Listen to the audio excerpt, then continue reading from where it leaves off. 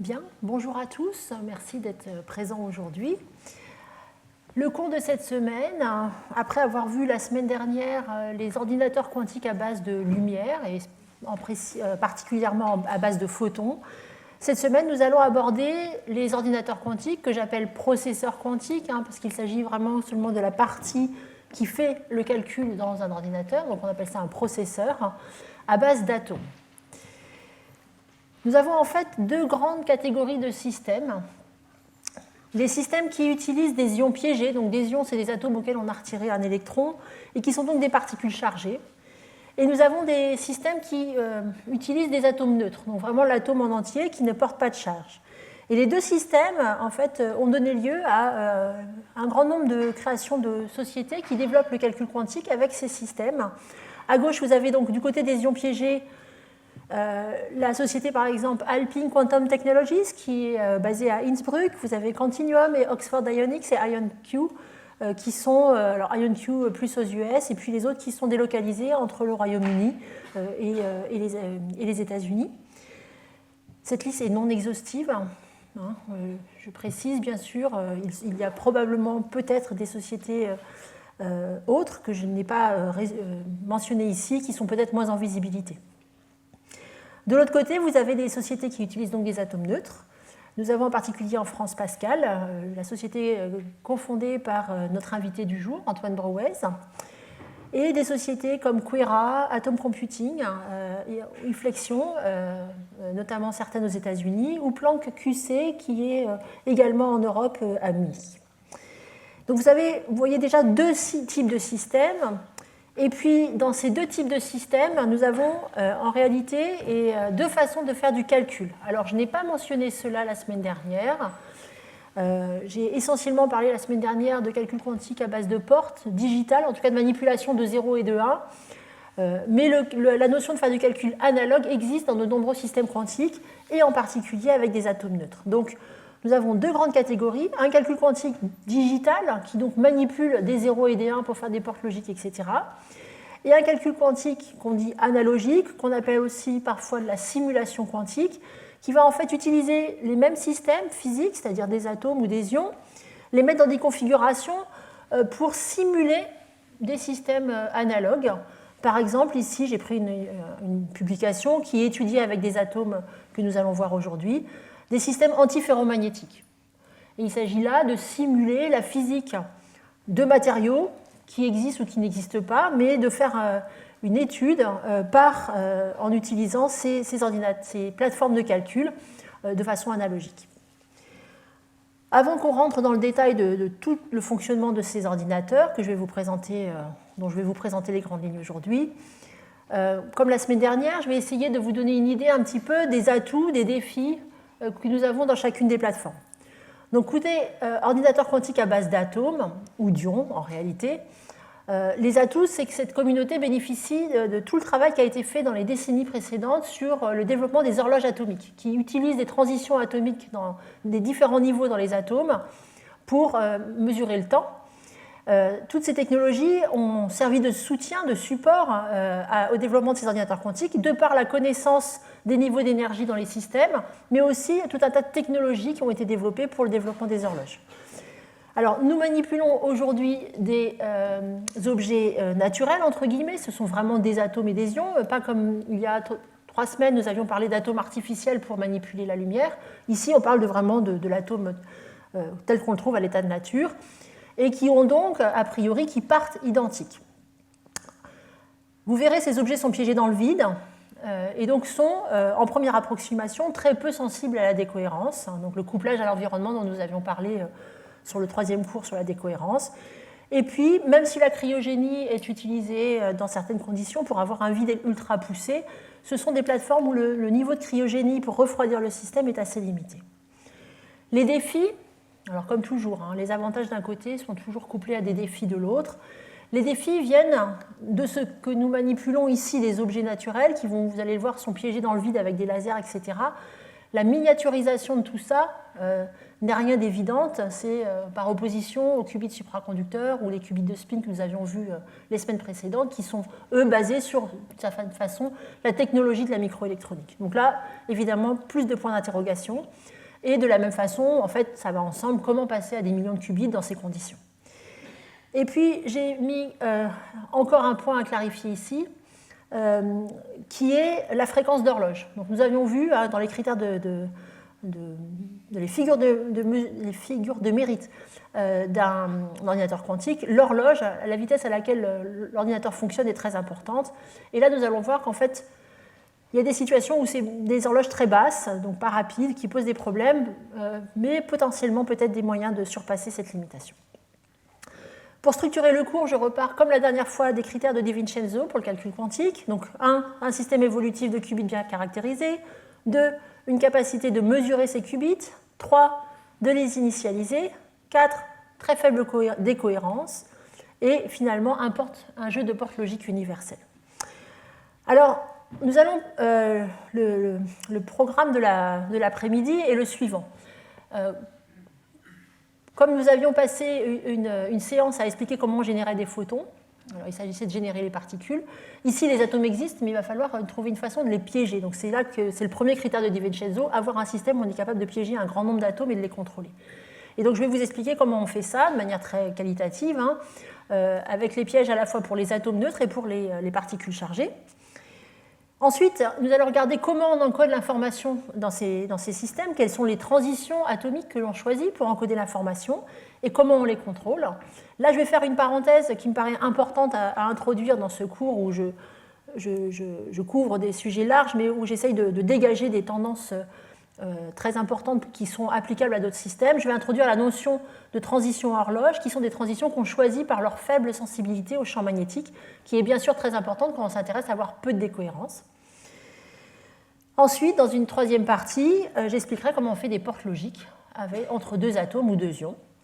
Et j'expliquerai en particulier en détail une porte qui a vraiment lancé le domaine, qui s'appelle la porte Sirac-Zoller. On prendra un exemple bien précis.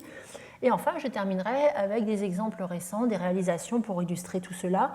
Et bien sûr, dans la deuxième partie du cours, avec le séminaire d'Antoine Brouès qui nous rejoindra tout à l'heure, vous aurez une très belle démonstration de tout ce qu'il est possible de faire avec une des plateformes qui sont les atomes neutres. Donc commençons par discuter de comment piéger ces particules élémentaires que sont des atomes et des ions pour ensuite pouvoir les utiliser pour encoder l'information. C'est vraiment le point de départ. Et je vous montre ici deux magnifiques images qui vous permettent de voir en haut une chaîne d'ions, des ions piégés de manière linéaire sur une longue chaîne. Je ne sais pas combien il y en a, mais il y en a beaucoup. Et vous les voyez par la lumière qu'ils émettent. On les excite et vous voyez l'émission de ces atomes. Donc vous voyez une petite tache à chaque endroit où il y a un ion. Et en bas, vous voyez cette fois-ci un réseau carré à deux dimensions d'atomes neutres qui sont piégés également. Les méthodes qui permettent de piéger sont très différentes, suivant qu'on a une particule chargée ou pas.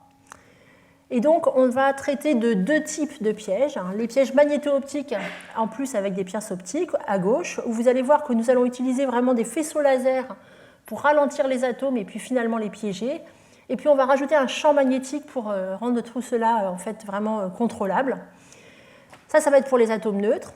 Et puis, à droite, vous avez un des pièges qui permettent de piéger les ions, qui sont, comme ce sont des particules chargées, qui vont pouvoir utiliser des champs électriques, des potentiels électrostatiques pour piéger les particules.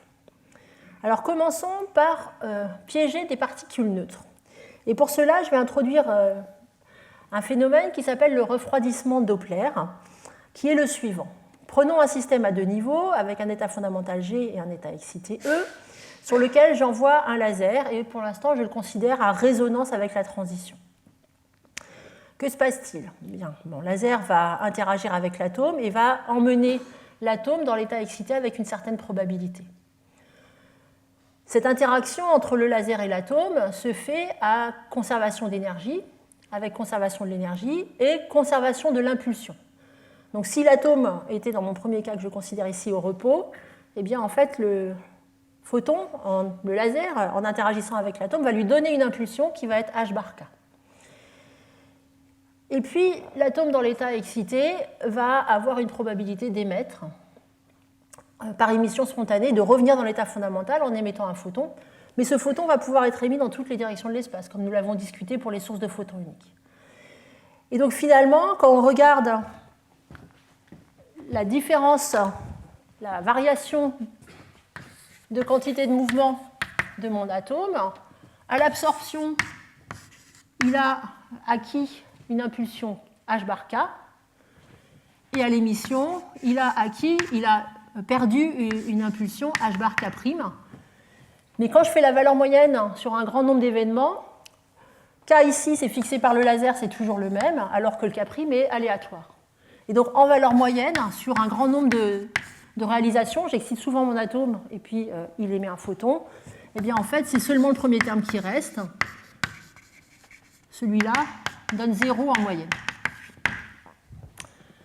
Donc, je suis capable, en fait, de mettre en mouvement, par exemple, mon atome en l'excitant avec un laser. Et si je calcule la force nette que j'exerce sur l'atome, eh bien, elle va être proportionnelle à cette quantité de mouvement h bar k, multipliée par l'absorption, la probabilité pour l'atome d'absorber par unité de temps. Et donc ça, c'est proportionnel à la probabilité de l'emmener dans l'état excité, fois le temps de vie radiatif, le taux d'émission radiatif. Alors, pour aller un tout petit peu plus loin et comprendre comment cela fonctionne, il faut en fait qu'on aille un petit peu regarder ce qu'il y a dans cette... Ah, excusez-moi, je vais prendre le pointeur laser. Voilà. On va regarder que vaut cette probabilité d'être dans l'état excité. Et pour ça, je reviens sur ce que nous avons décrit en détail au cours numéro 3, qui nous ont permis de décrire les équations de bloc optique. Donc, il s'agit de décrire l'interaction entre un système à deux niveaux avec un laser. L'hamiltonien de couplage, c'est moins le produit scalaire entre le dipôle de l'atome et le champ électrique. Et puis, on a la fréquence du laser, qui est oméga, la fréquence de la transition de l'atome, qui est oméga 0, et puis l'amplitude du champ électrique qu'on va appliquer. Et nous avions montré, terme à terme, les équations de bloc optique. En bleu, je vous rappelle, c'était l'évolution naturelle du système. En rouge, c'était l'évolution par perte, donc le temps de vie justement radiatif qui nous ramène vers l'état du bas. Et puis en vert, c'était ce qui vient quand on applique un champ laser d'intensité justement proportionnelle à oméga 1 au carré. Et puis on avait rajouté les termes de déphasage pur. Alors regardons ce que vaut le ρEE, c'est ce terme-là qui m'intéresse, dans un régime permanent où j'excite tout le temps mon système. Donc régime permanent, alors d'abord je vais me mettre dans le cas où il n'y a pas de déphasage pur pour simplifier la discussion. Et puis je vais me mettre en régime stationnaire, c'est-à-dire que j'ai mon laser qui est tout le temps allumé. Et donc je vais regarder la population stationnaire donc qui n'évolue plus dans le temps. Donc la première équation égale à 0 ici. Ça va me donner une équation qui va relier ρEE, c'est-à-dire la population dans l'état excité, à ρGE moins ρEG, c'est-à-dire la différence des cohérences. Et puis je vais avoir la même chose ici sur la dernière équation qui va me relier cette fois-ci ρEG à la différence des populations ρGG moins ρEE. Et puis on n'oublie pas que dans la matrice densité, la trace vaut 1, donc on sait aussi qu'on a les populations en état excité plus les populations dans l'état fondamental qui est égal à 1. Quand on résout simplement ce jeu d'équations, on peut donner une formule pour ρEE qui est la suivante. La probabilité d'amener le système dans l'état excité, ça va être du oméga 1 carré sur 4 sur oméga 1 carré sur 2 plus gamma carré sur 4, et puis plus un terme delta qui est la différence entre la fréquence du laser et la fréquence de la transition optique.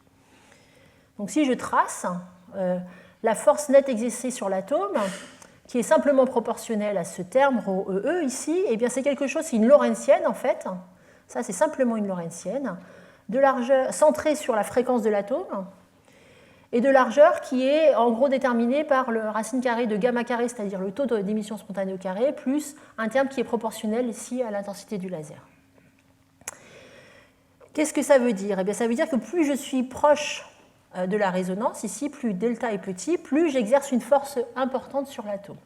Et plus je m'en éloigne, moins la force que j'exerce sur l'atome est importante.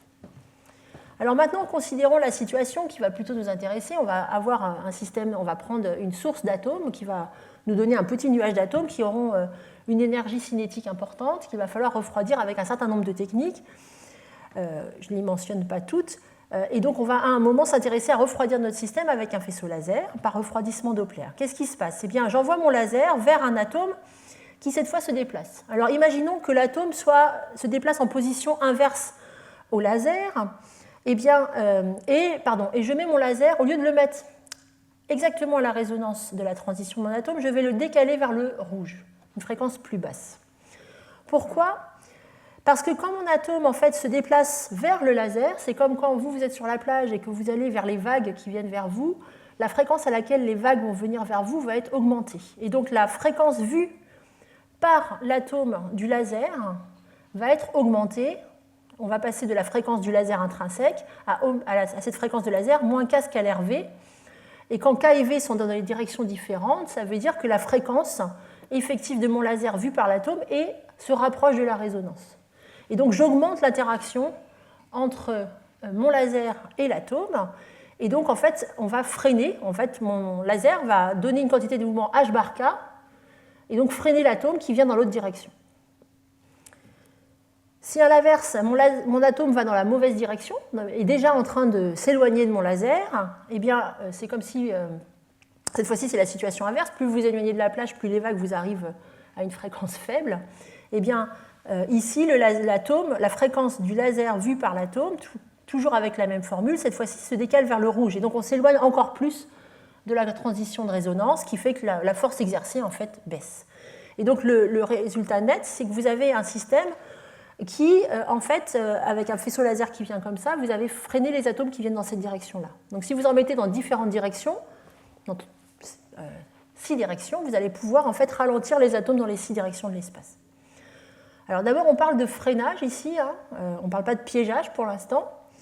Et puis je veux souligner qu'il y a une limite à ce piégeage qui vient du fait que donc je change l'impulsion d'une valeur h bar k, mais si je regarde la variation de l'énergie cinétique de mon système, eh bien j'arrive à une énergie cinétique qui est P plus h bar k à l'arrivée, moins 1 sur 2m, moins l'énergie cinétique que j'avais au début pour mon atome.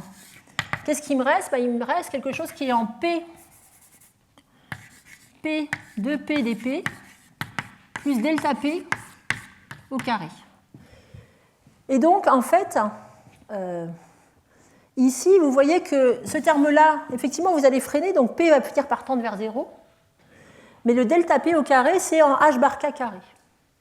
Et donc ça, il y a un moment où simplement vous donnez de l'énergie à votre système en le ralentissant, et cette énergie va donner lieu à un effet de chauffage qui fait que vous n'allez pas pouvoir ralentir, arriver à une énergie cinétique nulle, et on parle de chauffage. Et donc finalement, il y a une limite fondamentale avec ces techniques de refroidissement très simples qui vous dit que la température atteinte par votre système va être limitée par cette formule qui est limitée par le taux d'émission spontanée de votre système, qui vous amène pour les atomes de rubidium, par exemple, aux alentours de la centaine de microkelvin. Alors il y a des techniques plus avancées pour contourner cette limite, mais c'est pour bien planter le décor sur le fait que cette technique de refroidissement marche, mais ne réduit pas l'énergie globale du système. En fait, on chauffe en même temps qu'on ralentit. Alors pour faire ça, il faut donc allumer un laser, désaccorder de la transition, puis exciter suffisamment longtemps pour que l'atome perde de l'impulsion progressivement. Et pour ça, il faut en fait un certain nombre de conditions sur les transitions optiques, en particulier que vous puissiez exciter votre atome et qu'il revienne tout le temps dans le même état pour que vous puissiez toujours le réexciter, etc. Si quand vous l'emmenez quelque part et il se retrouve sur un autre état final, vous êtes coincé. Et donc il y a tout un tas de techniques assez subtiles pour s'assurer qu'on a ce qu'on appelle une transition fermée qui permet de faire cela. Ce n'est pas le cas de tous les atomes. Et puis par ailleurs, on a parlé simplement de freinage, on n'a pas parlé de piégeage. Et donc pour vraiment piéger les atomes, on va en fait combiner cette interaction avec le champ laser qui permet de freiner, avec un piège magnétique très spécial, un piège quadrupolaire, dans lequel on va avoir une variation, le champ magnétique va être nul au centre, et on va avoir un champ magnétique qui varie quand on s'éloigne du centre. Pourquoi ? Parce que les électrons dans les atomes sont sensibles au champ magnétique, et donc en fait il va y avoir, et le champ magnétique va déplacer les niveaux d'énergie des atomes, comme nous avons vu au premier cours, des électrons dans l'atome, comme nous avons vu au premier cours par l'effet Zeeman. Et donc en fait, la fréquence de votre laser par rapport à la transition de l'atome va dépendre de l'endroit où l'atome est dans le piège. Et en faisant cela, alors sans expliquer en détail, on peut montrer qu'au-delà de la force de friction que je viens d'expliquer, qui est en fait le refroidissement Doppler, on va avoir en fait une force de rappel, parce que vous avez en fait maintenant un lien entre le niveau d'énergie, l'effet de votre effet Doppler et la position de l'atome dans le piège, qui finalement donne une force de rappel qui ramène votre système au centre. Cette configuration de champ magnétique permet également de jouer avec les effets Zeeman, de jouer avec les règles de transition optique et de s'affranchir du besoin d'avoir des transitions fermées, par exemple dans certains atomes qui n'en auraient pas. Donc, façon de piéger, donc on va mettre un piège magnéto-optique, donc 6 faisceaux laser comme vous les voyez là, un champ magnétique quadrupolaire et on va pouvoir piéger nos atomes. On ne s'arrête pas là. Les chercheurs ont développé depuis des années des techniques beaucoup plus précises que cela pour piéger leurs atomes avec ce qu'on appelle des pinces optiques, des pièges dipolaires. Alors j'ai dessiné de manière un peu maladroite ici ce qui se passe quand vous focalisez un faisceau laser. Vous avez un faisceau laser avec une lentille, vous le focalisez. Votre faisceau laser a une forme gaussienne au point de focalisation, ce qui fait que l'intensité du champ électrique au point de focalisation donc, a une forme ici exprimée par une gaussienne. Quand votre atome est là, eh bien, il a une réponse au champ électrique qu'on appelle la polarisabilité, qui dit que le dipôle de votre atome est en fait proportionnel au champ électrique. Et pour un système à deux niveaux, on peut montrer que cette polarisabilité, elle est en 1 sur delta plus I gamma sur 2. Donc delta, c'est toujours le désaccord entre votre laser et la transition, et gamma, c'est toujours le taux d'émission spontanée de l'état excité. Alors, on a écrit tout à l'heure que l'hamiltonien de couplage entre un atome, un dipôle et le champ électrique, c'est quelque chose qui s'écrit comme moins d scalaire U. Si j'applique moins d scalaire U et que d, par ailleurs, c'est alpha de oméga E, vous voyez que je vais faire apparaître un terme en alpha E carré dans mon système. Alors, je ne fais pas les lignes de calcul intermédiaires, et d'ailleurs le calcul est un petit peu plus compliqué que ça, puisque je suis passé dans des champs complexes. Donc quand on revient dans des champs réels, en fait, on peut montrer que le potentiel d'interaction entre l'atome et le laser eh bien, est en partie réelle de la polarisabilité fois la valeur moyenne du champ au carré, c'est-à-dire l'intensité du champ. Et donc on peut montrer en particulier que la partie réelle de alpha ici, c'est quelque chose qui est en delta sur delta carré plus gamma sur 2 au carré. Donc ça dépend du signe de delta, si mon laser est à plus basse énergie ou à plus haute énergie que ma transition. Et donc vous voyez ici simplement que je suis en train de décrire un piège qui est proportionnel à l'intensité du champ électromagnétique et que si delta est négatif, ça me fait un potentiel attractif, et si delta est positif, ça fait un potentiel répulsif. Et donc, je vais pouvoir, en fait, avoir, suivant là où je mets la fréquence de transition de mon laser, piéger mon atome, par exemple, à l'endroit où le champ est le plus intense. Alors, une fois qu'on met tout cela ensemble, comment est-ce qu'on fait pour piéger des atomes ? Eh bien, on va avoir ce piège magnéto-optique qui permet de piéger les atomes dans une zone déjà très réduite de l'espace, avec ces faisceaux contre-propageants. Et puis ensuite, ce que les chercheurs ont introduit il y a une dizaine d'années, c'est en fait un contrôle très précis des lasers en utilisant un SLM, c'est-à-dire un Spatial Light Modulator, qui va permettre en fait de créer à partir d'un faisceau laser plein de petits points lumineux qui vont constituer un piège pour les atomes. Donc on va pouvoir piéger les atomes ici dans ces petits pièges bleus. Et puis en fait, ces modulateurs de faisceaux sont programmables. Et donc, on va pouvoir également définir l'amplitude du piège et puis déplacer ce piège, comme c'est montré ici, déplacer le tweezer, c'est-à-dire la pince optique, pour déplacer l'atome d'un point à un autre. Et donc, on va non seulement pouvoir piéger les atomes, mais les déplacer à volonté. Et donc, c'est en particulier ce qui a été fait dans cet article de l'Institut d'optique de l'équipe d'Antoine Boyes en 2016, où il piège les atomes. Alors, les atomes, même s'ils voulaient piéger tous les atomes sur un réseau carré, ils ne sont pas tous piégés, donc vous avez des trous ici dans le paysage, mais ensuite ils peuvent corriger en réagissant dans le temps de vie de l'atome dans le piège pour redéplacer et créer un carré dense ici comme ici, et puis ensuite ils montrent en fait la versatilité de leur technique qui permet de faire vraiment un grand nombre de formes particulières. Et donc c'est à partir de ce genre de réseau d'atomes, piégés sur une structure qui est dessinée, si vous voulez, à la main par l'humain, qu'ils vont pouvoir commencer à faire du calcul quantique analogique et digital. Passons maintenant aux ions. Cette fois-ci, on veut piéger notre système, qui est un atome qui est privé d'un électron, donc qui a une charge plus.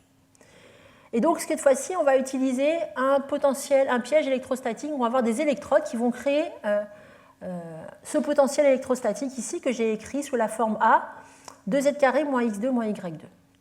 Alors, que vaut ce piège? Donc, qu'est-ce que ça veut dire? Ça veut dire que ou même simplement en physique classique, qu'est-ce que j'ai? Ça veut dire que mon hamiltonien, mon terme de couplage, mon potentiel de couple subi par l'ion, c'est V égale QU, c'est QA 2Z2 moins X2 moins Y2. Bon, bah ça c'est très simple en fait. Si QA est positif, faisons l'hypothèse que A est le produit entre la charge de mon ion et A est positif, bah, ça veut dire simplement qu'en Z, j'ai un potentiel quadratique, donc c'est un piège. Mais en XY, malheureusement, cette fois-ci, mon coefficient de vent il est négatif, donc que ce soit en X ou en Y, en fait, mon potentiel, ce n'est pas un piège, c'est quelque chose qui repousse. Donc ce potentiel électrostatique, il piège mon ion en Z, mais il le laisse s'étendre en XY. Comment faire un piège avec ça? Eh bien, il y a eu une très bonne idée qui a été proposée par justement le professeur Paul, j'ai oublié son prénom. L'idée, ça a été simplement de dire, eh bien, on va alterner le signe de A en mettant simplement un terme oscillant. C'est-à-dire que je commence par piéger en Z, mes ions vont avoir tendance à s'élargir en XY, j'inverse le signe de A, je vais le piéger en XY, ils vont commencer à s'étendre en Z, etc. Donc ça veut dire qu'il faut faire ça assez rapidement pour piéger dans les trois directions de l'espace. Alors je vous ai sélectionné une petite vidéo, une minute d'une petite vidéo que vous pouvez voir en détail sur YouTube. Je vous ai mis la référence ici qui explique tout ça en détail. Alors attendez, il faut que je sorte du mode laser. Ouf, comment on fait ça? Voilà. Et nous allons regarder ensemble. Donc c'est une expérience, vous voyez ici un petit anneau sur lequel on a une électronique qui applique un potentiel électrostatique et puis qui va être oscillant. Alors on ne va pas piéger des vrais ions ici, on va prendre des particules chargées, des grains de pollen que le chercheur ici a pris avec une pince, une petite tige en téflon qui permet de créer de ioniser si vous voulez. Et on va mettre, du coup il va prendre une petite poignée de particules de pollen et les mettre dans son piège qu'il a éclairé avec un laser vert. Et vous voyez les ions qui sont piégés dans le piège, simplement comme cela. Alors, c'est assez joli. Vous voyez, on voit les lignes de champ qui sortent du piège. Et puis ici, on regarde vu de dessus. Et ce qu'il va faire maintenant, c'est qu'il va moduler la profondeur du puits de potentiel pour utiliser la gravité pour perdre quelques ions et réduire le nombre d'ions dans le système. Et vous voyez ici, on arrive à une situation où on a, je ne les ai pas comptés, mais peut-être une vingtaine de particules chargées qui sont piégées au centre. Alors, je vais faire une petite pause là. Vous voyez que les particules que vous voyez là, elles apparaissent comme des traits. Alors, ces traits viennent simplement du fait que vous avez votre système qui passe son temps à être piégé, dépiégé, piégé, dépiégé. Donc, en fait, là, chaque ion fait un mouvement comme cela oscillatoire. Donc, pour mettre en évidence ça, il va utiliser maintenant une lumière stroboscopique. Et puis, on va choisir la fréquence pour voir apparaître. Donc là, ça va arriver, voilà. En se mettant proche de la fréquence de modulation, on voit apparaître le mouvement des particules chargées. Voilà, c'est comme ça qu'on plonge les ions pour faire des ordinateurs quantiques. Moi, je trouve ça assez magnifique quand même. C'est vraiment de la physique classique simple, entre guillemets, qui permet de faire ça. Dernière chose sur laquelle il faut commenter, on a juste mis un piège et on a mis des particules dedans qui ont envie d'être au milieu, mais elles ont toutes la même charge. Et donc, en fait, elles se repoussent les unes des autres. Et c'est pour ça qu'à la fin, vous avez ce qu'on appelle une espèce de cristal, où les ions se mettent à distance les uns des autres de façon à minimiser leur interaction coulombienne, tout en essayant le plus possible d'être au centre du piège. Voilà. Et donc c'est ce que les chercheurs font. Alors, en pratique, pour les ordinateurs quantiques, ils utilisent plutôt... Pardon, ça c'est un piège de Paul. En pratique, ils utilisent exactement ces pièges-là. Le piège de Paul, plutôt sur une réalisation linéaire, comme je vous ai montré sur la première image. Pour aller plus loin et pour pouvoir ensuite décrire les portes logiques et comment on manipule vraiment ces systèmes-là, j'ai choisi de ne pas décrire au niveau quantique potentiel-là parce que c'est un potentiel qui dépend du temps. Donc l'hamiltonien est un petit peu compliqué. Donc j'ai choisi une autre version, qui est un autre type de piège, qu'on appelle le piège de Penning. Donc on part du même potentiel électrostatique, cette fois A est fixé, on va avoir QA positif. Et donc ça piège selon Z. Et puis maintenant, je vais aussi piéger dans le plan. Eh bien, on rajoute un champ magnétique selon Z. On a vu ensemble à la première leçon que si je mets un champ magnétique selon Z, je vais avoir la précession de l'armor d'une particule autour de ce champ magnétique. Donc d'une certaine façon, quand vous mettez un champ selon Z, une particule chargée va être piégée dans le plan perpendiculaire à Z simplement par la présence de ce champ magnétique. Et donc en fait, la combinaison d'un potentiel électrostatique et de ce champ magnétique, c'est une autre façon de piéger, cette fois-ci avec un potentiel un hamiltonien qui n'évolue pas dans le temps, des particules chargées. Alors, on va prendre quelques minutes, on va faire quelques lignes de calcul pour que vous voyez apparaître l'hamiltonien qui décrit ce mouvement. Et pour cela, en fait, on va utiliser cette formulation qui, en fait, pour décrire les champs magnétiques en mécanique quantique, on va rajouter à l'hamiltonien qui est normalement P2 sur 2m plus QU, où U est le potentiel électrostatique, on va utiliser en fait une transformation qui fait apparaître à la place de P, P moins QA, qui vient du fait que quand on met un champ magnétique, l'impulsion et la quantité de mouvement ne sont plus équivalents en mécanique quantique. Alors regardons quel hamiltonien cela nous fait. Alors je vais prendre mes petites notes pour être sûr de prendre les mêmes notations. Voilà. Donc qu'est-ce qu'on a? On a notre hamiltonien, du coup, s'écrit donc P moins QA au carré, donc en X. Donc c'est Px. Et le potentiel vecteur en X, c'est donc du coup QBY sur 2 au carré sur 2n. Donc ça, c'est Px moins QAx au carré. Je vais avoir la même chose en Y. Alors en Y, du coup, ça va être du moins QBx sur 2.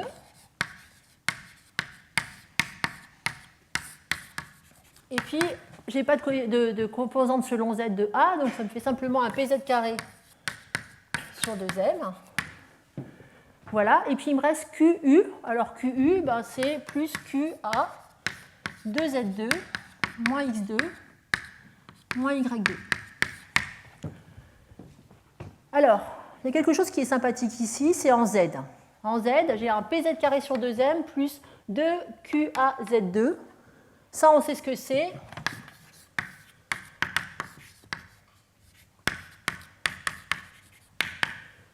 Ça, c'est un oscillateur harmonique,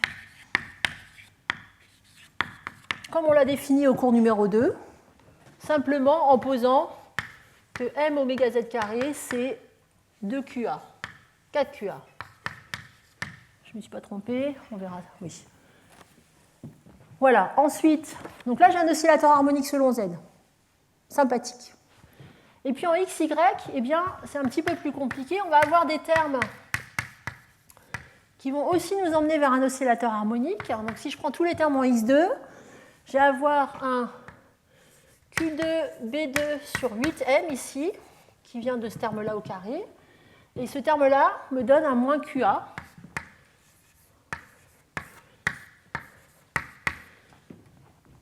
Ça aussi, c'est un oscillateur harmonique. Et puis, je vais avoir la même chose en Y. Alors, Q2, B2 sur 8M. Toujours pareil, moins QA, Y2. OK. Et puis, il nous reste un truc. Alors, je rajoute, donc j'aurais dû rajouter, pardon. Je vais mettre le Z, c'est HZ. Et puis, il nous reste les termes croisés. Alors, les termes croisés, qu'est-ce qu'ils valent? Eh bien, ils valent 1 sur 2m, QB, et puis j'ai un YPX moins XPY. Alors ça, c'est ce qu'on appelle le moment cinétique. C'est la composante selon Z du moment cinétique. Le moment cinétique étant défini comme R vectoriel P, comme en mécanique classique, mais avec, sous forme d'opérateur. Donc là, on est un petit peu insatisfait, parce qu'on a un hamiltonien qui fait apparaître, si je résume ce que je viens de faire, un Hamiltonien d'oscillateur harmonique selon Z, très bien. Des oscillateurs harmoniques dans le plan, avec une fréquence oméga carré pour faire apparaître le 1,5 de m oméga 2 qui est donné ici.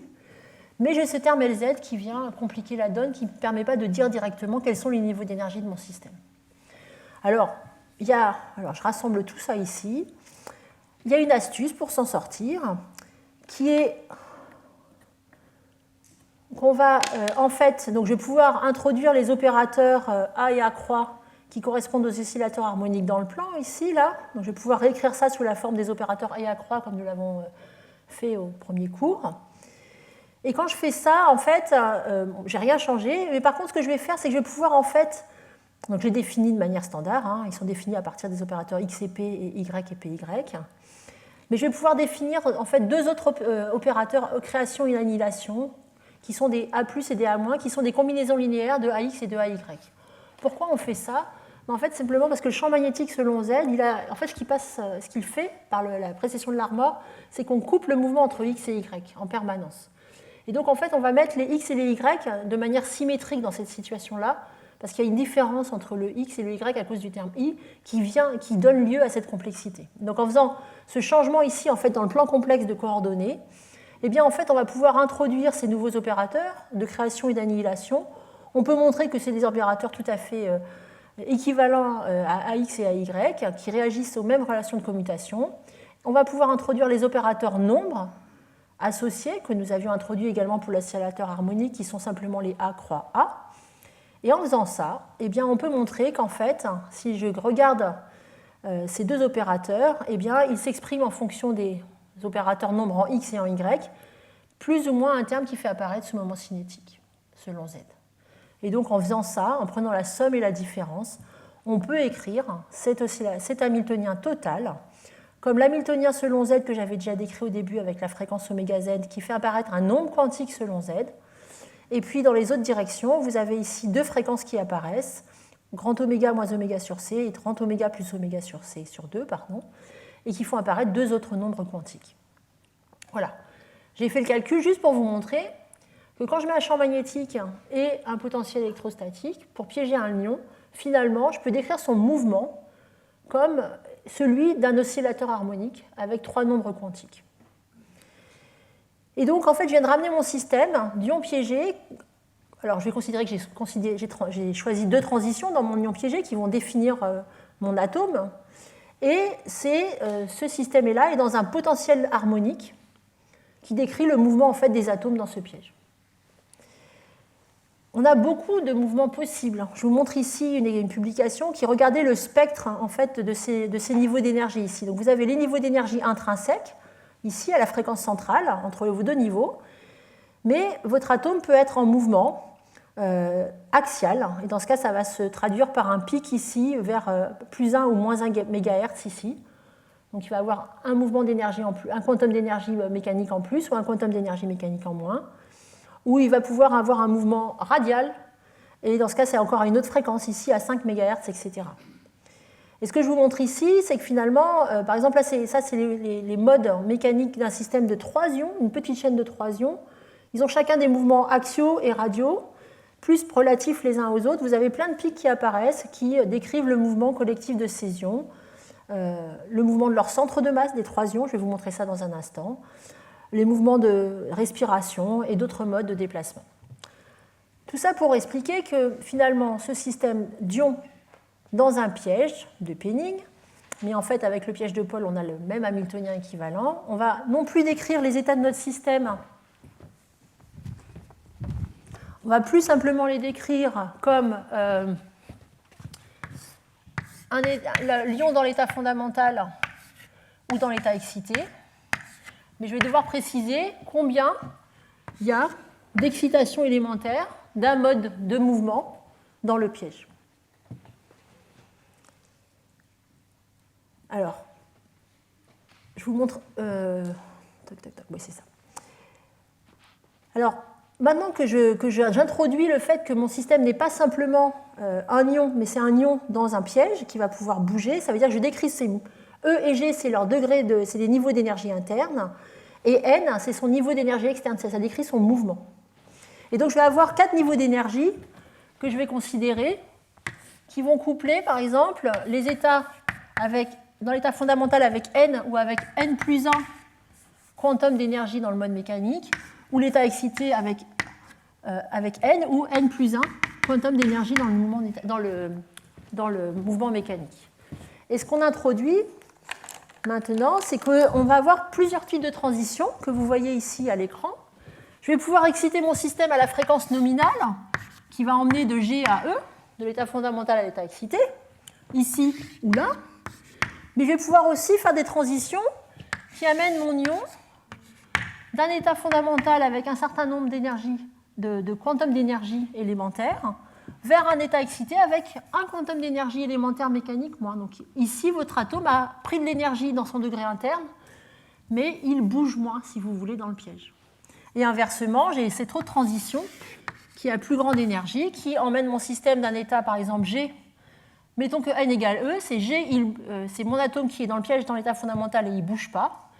En excitant cette transition-là, je vais l'emmener dans son état excité et je vais le mettre en mouvement. Si je passe de n à n égale 0 à n égale 1. Et donc quand on regarde le spectre des transitions, eh bien, je vais avoir mon laser qui est à la différence d'énergie entre l'état excité et l'état fondamental qui est ici, et on appelle ça une bande latérale rouge à gauche et une bande latérale bleue à droite. Alors vous allez tout de suite comprendre comment ça fonctionne maintenant, une fois que j'ai introduit tout ça. Imaginons que mon ion est dans un état très très excité, il bouge énormément dans le piège. Comment je peux le ralentir ? Il suffit que j'allume mon laser rouge, ma bande latérale rouge. Pourquoi ? Mettons qu'il était dans l'état fondamental ici, avec un très grand nombre d'excitations élémentaires du mouvement mécanique. Je l'emmène dans l'état excité ici, où j'ai enlevé un quantum d'énergie mécanique. À partir de cet état-là, il va pouvoir revenir dans l'état fondamental en émettant un photon. Alors, s'il arrive là, moi j'ai mon laser rouge qui est allumé, donc je le ramène ici. Il perd encore un quantum d'énergie mécanique en émettant un photon, etc. etc. Donc j'ai une cascade qui va ici de cet état-là continuellement vers l'état fondamental, où mon atome est dans un état où il ne bouge pas du tout. N égale 0, pas de mouvement du centre de masse. J'ai refroidi mon ion. Si jamais, quand il était là, il revient ici, parce que l'émission spontanée peut se faire dans cette direction-là aussi, ce n'est pas grave, parce que mon laser est toujours allumé, donc ça le ramène là, jusqu'à ce qu'il tombe là. Et si jamais il tombe là, ça veut dire que là, je vais encore plus vite, je refroidis plus vite, c'est-à-dire que là, j'ai émis plus de lumière, et j'ai refroidi plus en perdant un quantum d'énergie en plus à l'émission. Donc vous voyez que ça marche très bien. Et donc ça, ce sont des techniques qui sont vraiment maîtrisées depuis une trentaine d'années, maintenant je dirais dans les ions piégés. Et là, je vous montre un exemple d'une autre publication qui a refroidi tout le système comme ça dans l'état fondamental. Donc ils ont pris une chaîne d'ions, ils les ont refroidis jusqu'à ce qu'ils ne bougent plus du tout. Et puis ensuite, ils peuvent exciter à différentes fréquences, différents mouvements. Donc les mouvements qui sont montrés ici, vous voyez le déplacement des ions. Là, donc ici, vous avez un mouvement rigide de l'état fondamental, tout le centre de masse qui se déplace ici. Ici, où les atomes vont osciller entre le centre, etc. Voilà. J'ai demandé à mes collègues de l'université d'Innsbruck de m'envoyer des images qu'ils mesurent régulièrement dans leur laboratoire. Vous voyez ici une chaîne d'ions qu'ils ont au départ arrêtée, et puis ensuite ils l'ont mis en mouvement. Ils ont mis le mouvement du centre de masse, la centre de masse en mouvement comme cela. En changeant de fréquence, ils ont pu choisir un autre mouvement des ions dans le système. Vous voyez, c'est extrêmement puissant ici.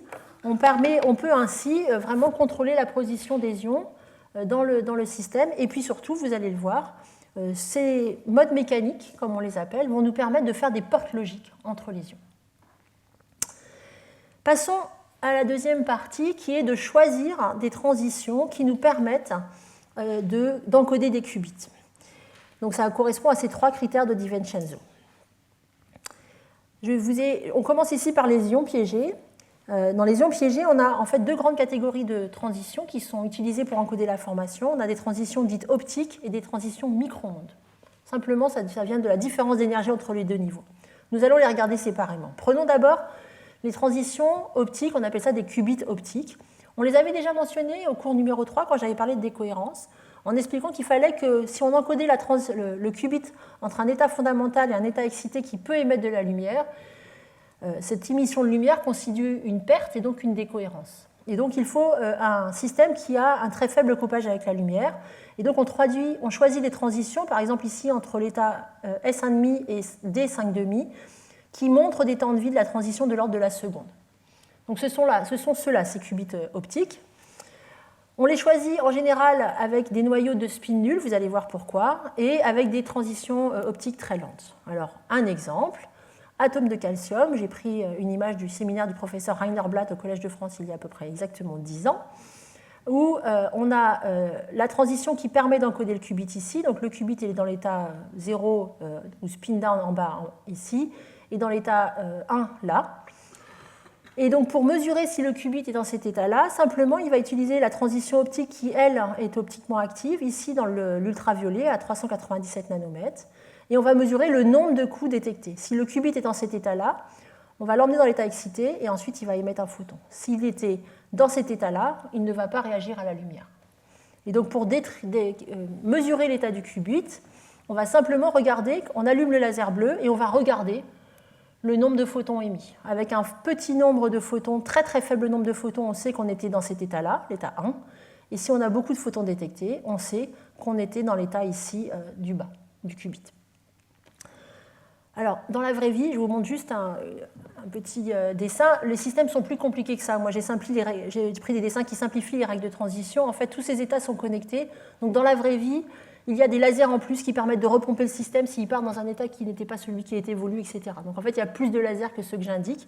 Il y a toute une technologie laser derrière ces technologies qui permettent vraiment de réaliser le système simple que je vous ai expliqué. Et puis maintenant, donc on sait, donc dans les qubits optiques, en fait, l'état fondamental du système, c'est le qubit en bas. Il y a une telle différence d'énergie ici entre l'état du bas et l'état du haut que le système est naturellement dans cet état fondamental où l'électron est dans l'état S1,5. Et on va pouvoir mesurer l'état, c'est ce que nous devons faire. Et puis la dernière étape qu'il nous faut, c'est simplement manipuler l'état. Là, c'est simplement, je vais prendre mon laser entre ces deux états-là, et je vais faire ce qu'on a décrit au cours numéro 3, les oscillations de Rabi. On va, en augmentant le temps où on applique le laser, pouvoir emmener le système de l'état fondamental vers l'état excité de manière périodique ici, comme vous le voyez avec ces magnifiques oscillations de Rabi. Première catégorie de qubits. Deuxième catégorie de qubits, c'est les qubits micro-ondes. Alors, je vous en ai montré deux dans le premier transparent. Il y a des qubits Zeeman et des qubits de transition horloge. Je ne parle pas des qubits Zeeman qui sont en fait moins étudiés. Je m'intéresse simplement à ceux-là qui, vous le voyez, vont encoder l'information, cette fois-ci dans des sous-niveaux des états du bas. On a maintenant l'état S1,5 de l'électron qui apparaissait comme un seul état dans le transparent d'avant. Ici, on a une structure avec plus d'états, et qui vient de l'interaction entre l'électron et le spin de l'électron et le spin du noyau. Et on a donc une structure avec ici 4 états qu'on va prendre le temps d'expliquer ensemble, parce qu'en fait, ça définit ce qu'on appelle une transition horloge, ici entre ces deux états, qui est choisie pour sa propriété à être très peu sensible au champ magnétique. Et évidemment, on ne veut pas un qubit très sensible au champ électrique et au champ magnétique, parce que ça crée de la décohérence. Alors, comment est-ce que se passe-t-il ici? Eh bien, cette fois-ci, on a un noyau qui a un spin non nul. Et vous allez voir, on va avoir un couplage entre le spin du noyau et le spin de l'électron. C'est ce qu'on appelle le couplage hyper fin. Alors, regardons ce couplage hyper fin. En fait, on peut l'écrire comme un couplage entre deux petits moments magnétiques élémentaires. Donc, c'est quelque chose qui s'écrit en S, le spin de l'électron, scalaire I, le spin du noyau. Et nous avons cette structure qui est celui de l'ion ytterbium 171 ici, qui est utilisé par exemple par la société IonQ. Vous avez 4 niveaux comme ceci, et le qubit est encodé entre ces deux niveaux du niveau ici. Alors on va regarder ensemble ce que sont ces deux états. Pour ça, ces 4 états, pour ça, je vais introduire le spin total de mon système. La somme des deux spins, le spin de l'électron plus le spin du noyau, j'appelle ça J, un spin total. Pourquoi je fais ça? Alors, le spin de l'électron, ça agit sur l'électron. Le spin du noyau, ça agit dans le noyau. Donc en fait, quand j'écris ça, j'ai en fait la somme de deux opérateurs qui agissent dans des espaces différents, qui agissent même sur des particules différentes. Et donc quand je prends le module au carré de J, je n'ai pas de problème de non-commutation d'opérateurs, quoi que ce soit. C'est simplement S au carré plus I au carré plus 2S scalaire I. Et donc vous voyez que en prenant le moment cinétique total, ici, mon terme de couplage entre le noyau, le spin du noyau et le spin de l'électron est très simple. Il s'écrit très simplement en fonction de J2, S2 et I2. Alors pourquoi est-ce qu'on fait ça? Eh bien en fait, on peut montrer de manière générale en mécanique quantique que quand j'ai deux spins comme cela, le spin de l'électron, le spin du noyau, et que je crée le spin total, pardon, J, ouais, mon J il ressemble à un S, S plus I, eh bien en fait je peux montrer que cet opérateur J est aussi un opérateur moment cinétique, donc c'est aussi un opérateur de spin.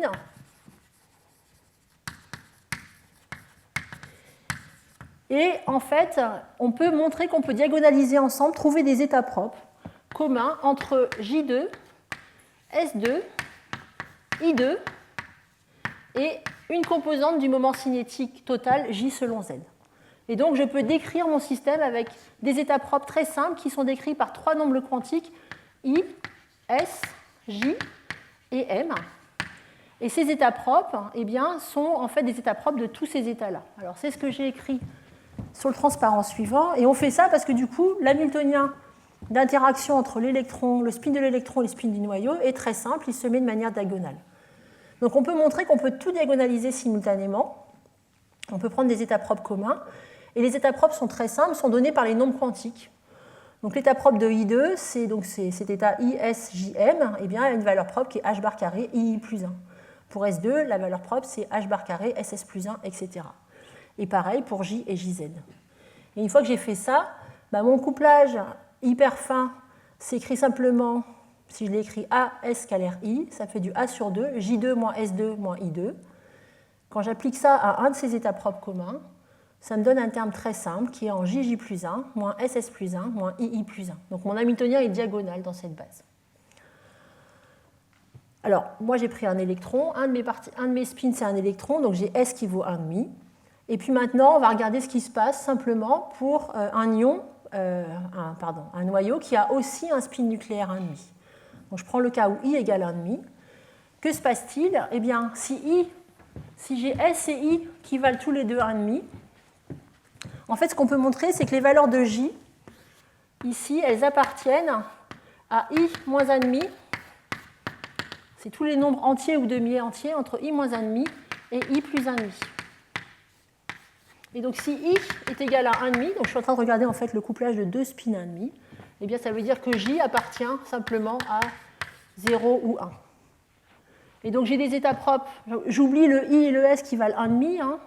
J'écris simplement, je vais avoir J égale 0, ou J égale 0, et dans ce cas M forcément 0, ou J égale 1, et dans ce cas M vaut soit moins 1, soit 0, soit 1.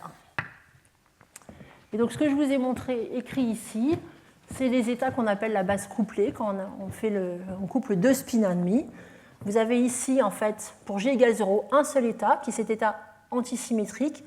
Le premier spin, c'est le spin de l'électron, le deuxième spin, c'est le spin du noyau, donc up, down, moins down, up sur racine de 2. Et pour l'état triplé, vous avez ici ces trois états possibles. Les deux up, c'est 1, 1. Les deux down, c'est 1, moins 1. Et 1, 0, c'est up, down, plus down, up sur racine de 2. Et donc, quand vous regardez ici, la formule ici, des niveaux d'énergie qui viennent du couplage hyper fin, qu'est-ce qu'on a maintenant? On a A h bar carré sur 2, et puis on a simplement ici, c'est I, c'est maintenant c'est 1,5, donc on a en fait, dans ce cas ici, on a que E ne dépend plus que de J, et ça vaut A h bar sur 2, et puis J plus 1, moins 3,5, j'ai 2 fois 3 quarts. Et donc j'ai deux niveaux d'énergie pour J égale 0 ou J égale 1.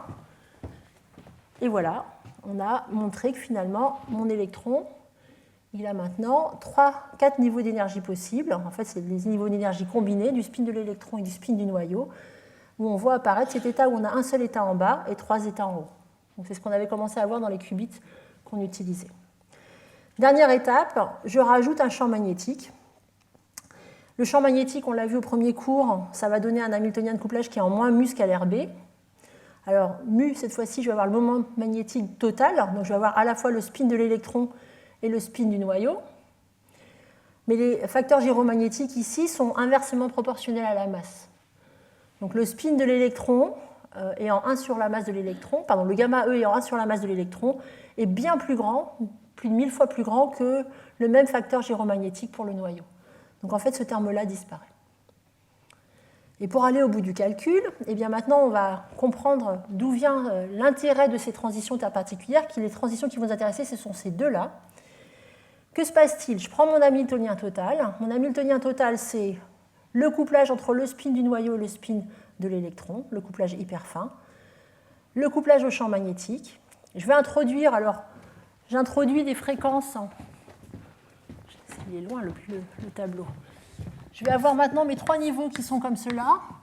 Je vais définir que ça, c'est mon niveau d'énergie, et je vais appeler ça H bar oméga F, pour me débarrasser des A, etc., pour simplifier. Et donc, je vais introduire cette fréquence qui correspond à la structure hyper fine.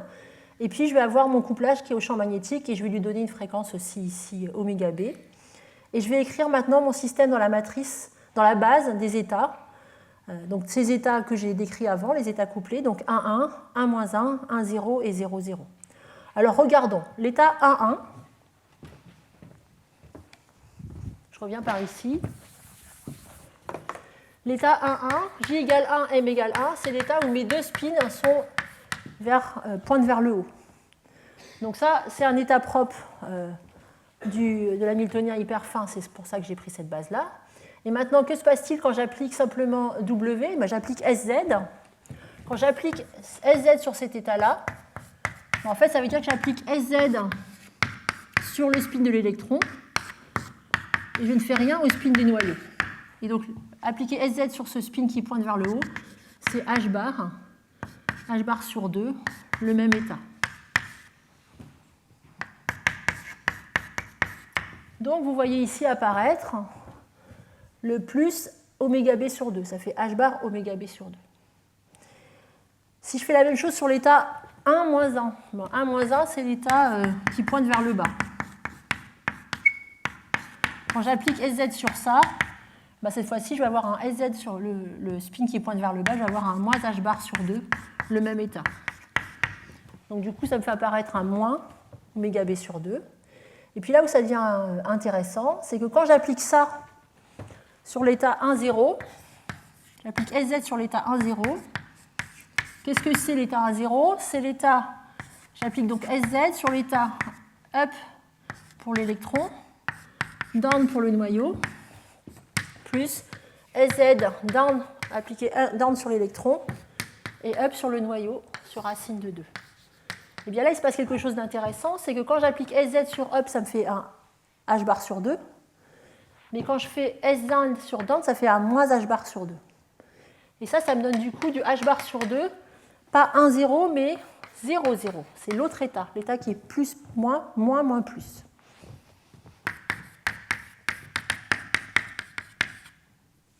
Hop, 0, 0.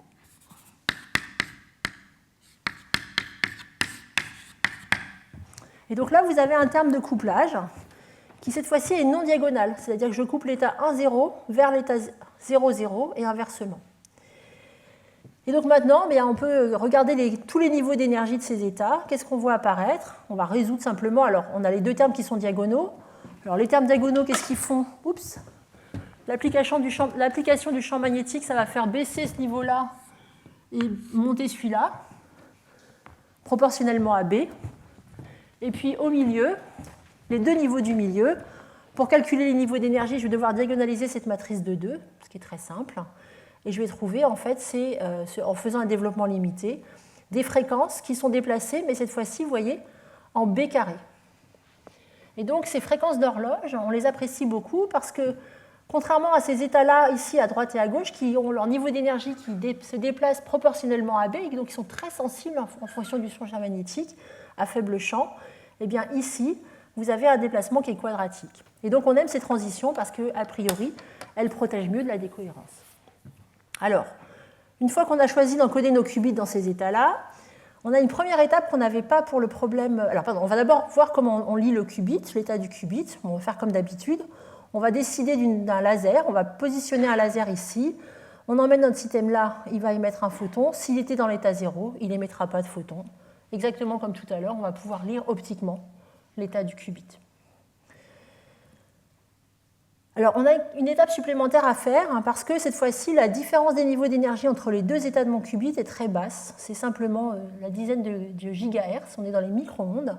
Donc, dans l'état naturel, le système n'est pas dans un état défini, soit 0, soit 1. Et donc, il va falloir pomper le système dans un des deux états. Pour ça, on va par exemple mettre le laser violet ici entre cette transition et celle-là. Une fois arrivé là, le système va pouvoir émettre un photon, soit pour revenir dans cet état-là, soit pour aller dans l'état fondamental. Et une fois qu'il sera là, dans l'état 0, mon laser n'aura plus d'effet sur lui.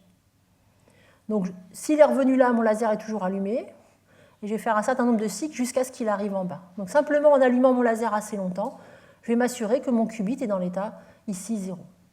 Alors, encore une fois, juste pour vous montrer, il y a beaucoup plus d'états que ceux que je vous montre. Et tout ce qui se passe ne se passe pas avec 3 flèches, mais avec une dizaine, mais ça marche quand même. Et puis enfin, comment est-ce qu'on va manipuler? On va faire des oscillations de Rabi dans notre qubit. Cette fois-ci, j'ai une difficulté parce que mes deux états sont séparés d'une énergie très faible qui est de l'ordre du gigahertz. Ça, normalement, si je voulais allumer un laser, ça serait une longueur d'onde qui est de l'ordre du centimètre, donc je ne vais pas pouvoir adresser simplement un seul ion. Et donc pour faire ça, en fait, ce que font les chercheurs, c'est qu'ils vont en fait prendre deux faisceaux laser, bleus ici, comme je vous les montre là, avec une différence de fréquence qui va être égale à la différence de fréquence entre les deux états que je veux manipuler, mais désaccordés d'un état excité. C'est-à-dire qu'on va se mettre à distance d'un état excité ici pour ne pas créer de population dans l'état. Et on va être dans ce qu'on appelle un régime d'excitation Raman d'ordre 2, d'interaction entre l'atome et la lumière, qui montre en fait que ça revient à faire une application d'un champ à la différence de fréquence ici, et de contrôler les oscillations de Rabi dans ces deux états du bas. Et vous voyez ici des très belles oscillations de Rabi d'un qubit d'horloge, un qubit micro-ondes. Voilà, alors là je vous montre la zoologie importante de tous les qubits qui existent à base d'ions. Vous avez ici une donnée importante qui est le spin du noyau. Vous voyez qu'il y a des noyaux qui ont un spin nul ici. C'est là qu'on va pouvoir avoir des transitions optiques. C'est là où il y a écrit O, ici. Partout où il y a un spin 0, on va pouvoir avoir des transitions optiques. Et quand on va avoir des spins non nuls, on va pouvoir avoir des transitions H, qui sont les transitions hyper fines. Donc on va pouvoir utiliser en particulier des transitions d'horloge ici, que vous voyez apparaître là. Et là, je vous ai souligné 3 types d'espèces que j'ai vues être utilisées dans les startups aujourd'hui, du calcium, du barium et de l'ytterbium pour faire des ordinateurs quantiques. Passons maintenant aux autres ordinateurs, les ordinateurs pas avec des ions mais avec des atomes neutres.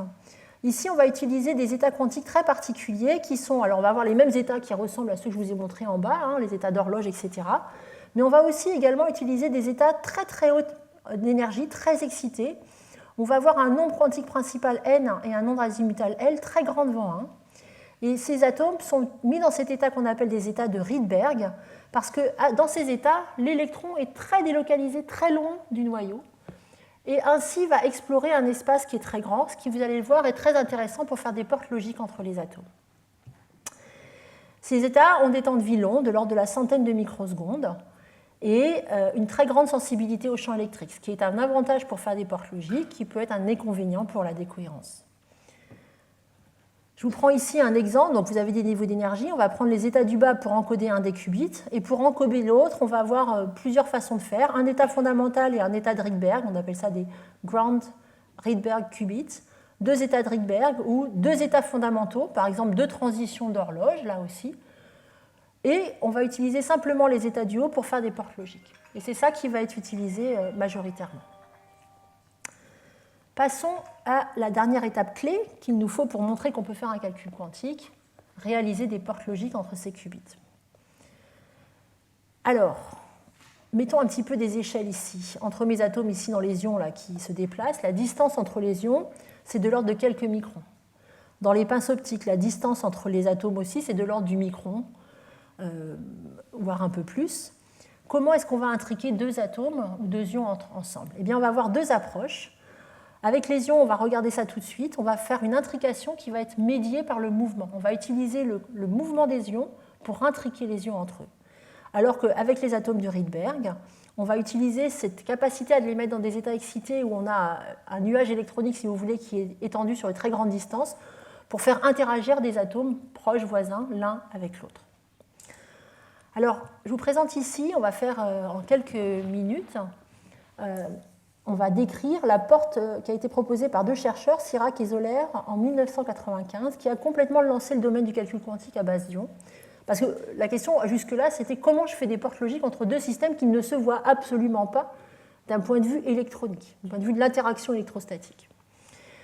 Alors, j'ai repris ici des petits dessins qui ont été proposés par le groupe de Chris Monroe aux États-Unis qui décrivent la séquence. On prend ici, et on va ensuite faire le calcul ensemble.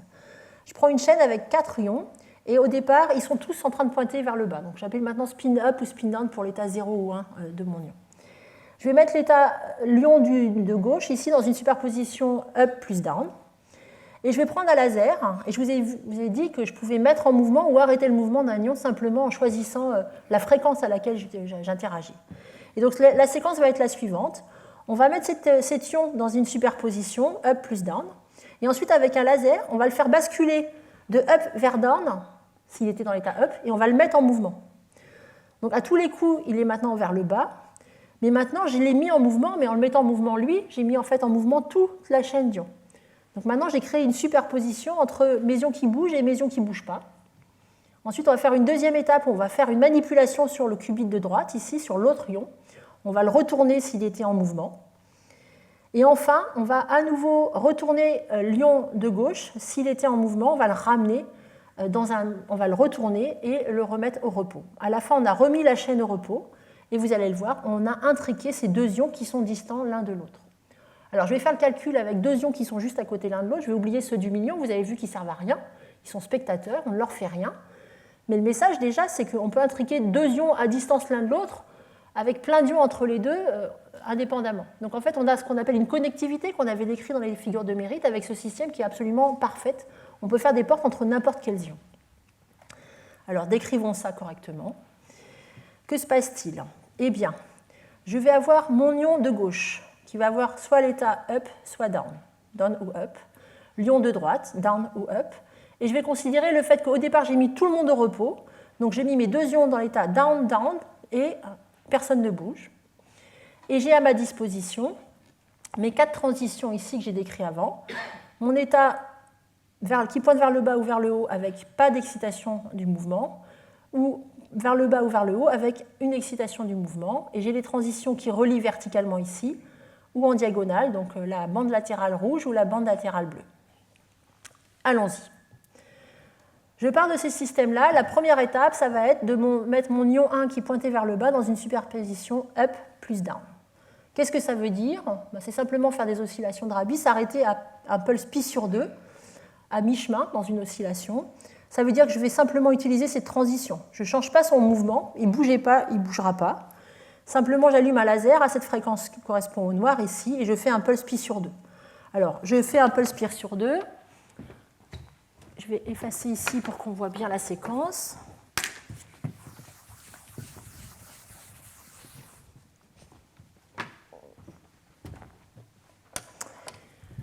J'étais au départ dans cet état-là. C'est cet ion-là que je vais mettre dans une superposition. Donc je vais simplement je vais avoir l'ion de gauche dans cet état-là. Tensoriel, l'ion de droite, je ne lui ai rien fait. Et je n'ai pas changé le mouvement. Donc ça s'écrit bien. Une fois que j'ai distribué, ça me fait bien les deux ions qui pointent vers le bas et 0, pas de mouvement, plus le ion de gauche qui pointe vers le haut, le ion de droite qui pointe vers le bas et toujours pas de mouvement. Étape suivante. Alors ici, je marque toujours l'état, vous allez voir, je mets l'état d'où on part, et on va faire l'étape d'après. L'étape d'après, c'est si mon ion de gauche pointe vers le haut, je vais le faire repointer vers le bas, mais en le mettant en mouvement. Donc je veux faire passer mon état pointe vers le haut, pas de mouvement, vers pointe vers le bas, un mouvement. C'est cette transition-là. Donc j'allume mon laser rouge. J'allume mon laser rouge et eh bien, qu'est-ce que ça fait? Eh bien, cette partie-là, là, qui était pour mon ion de gauche,